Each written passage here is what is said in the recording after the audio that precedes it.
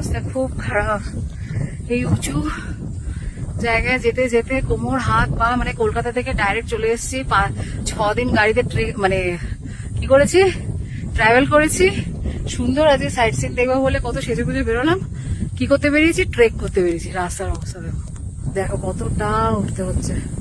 মানে আমাদের প্রায় 7 কিলোমিটার প্রায় ট্রেক করলাম। উঁচু চড়াই রাস্তা।